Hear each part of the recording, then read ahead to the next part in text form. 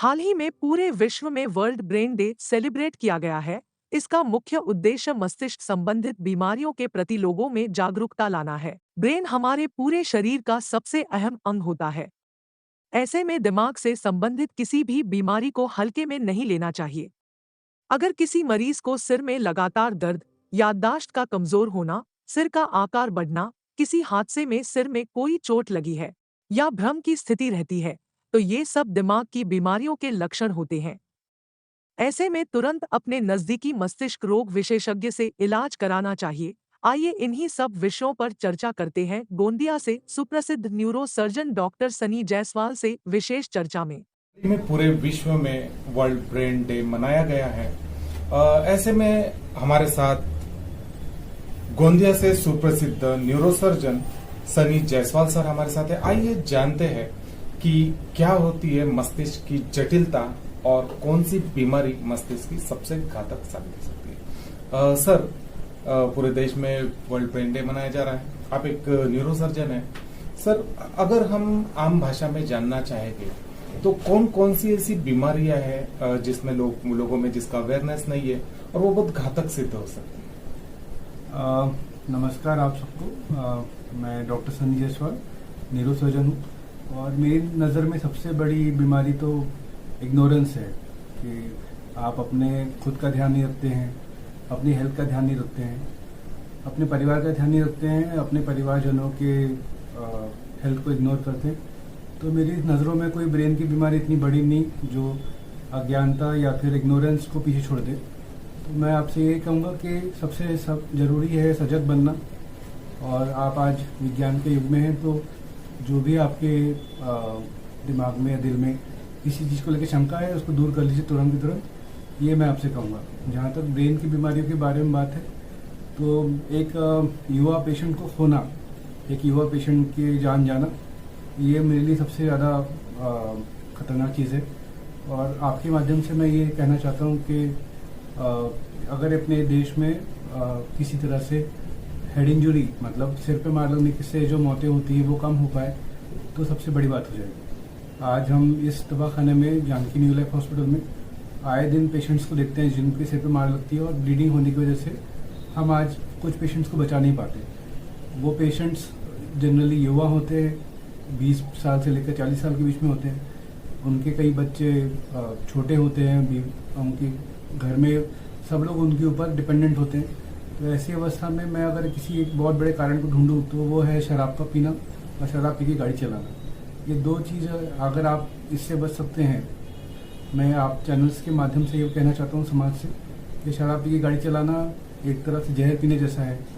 आप अपने आप को यमराज की तरफ ढकेलते हैं अगर आप ऐसा करते हैं तो मेरे नज़रों में अगर वर्ल्ड ब्रेन वीक या वर्ल्ड ब्रेन डे को अगर हम सेलिब्रेट करें तो एक प्रण लेना चाहिए कि बिना शराब पिए ही गाड़ी चलाएं और अपनी एक परिवारजनों को खोने का जो दर्द है उससे आप बचें। तो मेरे नज़रों में सबसे बड़ी चीज़ तो यही है। देखिए, ब्रेन ट्यूमर काफ़ी चैलेंजिंग है। आज एक बीमारी जिसके बारे में ग्लायोमा जिसको कहा जाता है, मैं उस बीमारी के बारे में कहूँगा कि एक ऐसी बीमारी है जिसके ऊपर अभी तक साइंस ने विजय प्राप्त नहीं करी है। और अगर ख़राब बीमारी निकलती है तो स्टेज 4 वाली बीमारी पेशेंट को 11 महीने या 1 साल या 15 महीने में के ऊपर जीने नहीं देती है। तो एक ग्लायोमा जैसी बीमारी मेरी नज़रों में सबसे जटिल और सबसे ख़तरनाक बीमारी है। उसका कोई कारण नहीं होता है, वो ये ऐसी बीमारी जिसका कोई वजह नहीं है, लेकिन हम अगर इस चीज़ को देखते हैं तो किसी भी एज में किसी भी वक्त हो सकती है। और उसका सबसे बड़ा कारण होता है, उसका सबसे बड़ा लक्षण होता है सिर दर्द। अगर आप हर सिर दर्द जो 6 हफ्ते से ज़्यादा रहता है उसको आप ठीक तरह से ठीक डॉक्टर से एडवाइस लेते हैं और अगर आपका सही स्टेज पे बीमारी के बारे में पता चल जाता है तो आप बहुत बार बच जाते हैं। मैं वही कहूँगा स्टेज 4 से अच्छा है स्टेज 1 में आके डिटेक्ट होना। स्टेज 1 के पेशेंट आराम से 10 साल रह सकते हैं सही ट्रीटमेंट मिलने में। क्योंकि CT स्कैन या MRI हमारी बहुत हेल्प करता है। एक पेशेंट जिसको रूटीन दवाइयों के बाद हेडेक कम नहीं हो रहा तो CT स्कैन या MRI करके ही हम उसको ठीक से पता कर सकते हैं कि वो क्या है। सर्जरी है सर, इसकी सर्जरी या रेडियोथेरेपी से ही इसको ठीक किया जाता है।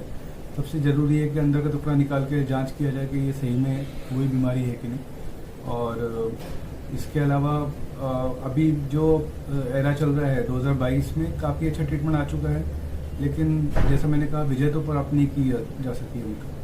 करने के लिए सर आप बस प्लास्टिक से दूर रहें, प्लास्टिक के बर्तनों में खाना ना खाएं, पॉल्यूशन से बचें, हेल्दी लाइफस्टाइल रखें और सबसे ज़रूरी पौष्टिक आहार लें।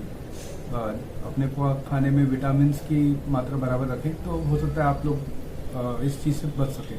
क्योंकि आज से 20 साल या 40 साल पहले के जो लोग थे उनको कभी बीमारी नहीं दिखेगी जितनी अभी हो गई है। तो मेरा ये कहना है आपसे, पौष्टिक आहार और संतुलित जीवन ही सबसे ज़रूरी है। देखिए सबसे ज़रूरी मेरे नज़रों में तो हेलमेट का पहनना, बिना शराब पिए गाड़ी चलाना और संतुलित भोजन का ग्रहण करना और व्यायाम करना, ये मेरी नज़रों में न्यूरोसर्जन होने के नाते मैं आपसे कहूँगा कि इन चीज़ों पे ध्यान दें। अगर आप ये 4 चीज़ें करते हैं तो आपको कभी मेरे जैसे किसी डॉक्टर के पास जाने की जरूरत नहीं पड़ेगी। एक बात और बतानी थी आपको, मुझे एक नोटिस आया है पिछले, मैं जब से प्रैक्टिस कर रहा हूँ, कि एक गरीबी एक बहुत बड़ी बीमारी है अपने देश में। गरीबी से बचने के लिए लोग ज़्यादा मेहनत करते हैं, लेकिन इतने बुरे समय में कि जब पैसा कमाना इतना मुश्किल है, तो हेल्थ के ऊपर या फिर किसी तरह की इमरजेंसी आने के बाद कई लोग अपनी जान इसलिए खो देते हैं कि उनके पास पैसा नहीं होता। तो मेरा एक अनुरोध है आप सबसे, सरकारी एक योजना है जिसका नाम है जनधन बैंक अकाउंट। उसमें 12 या 20 रुपये का कुछ एक इंश्योरेंस होता है। वो अगर आप करते हैं तो आपको 2 लाख रुपए तक का एक राशि पेशेंट के बीमार होने पे या लकवा मारने पे या उनके अपंग होने पे या जान जाने पे मिलती है। इस चीज़ का फ़ायदा लोग उठाते नहीं हैं, शायद इसलिए क्योंकि उनको पता नहीं है।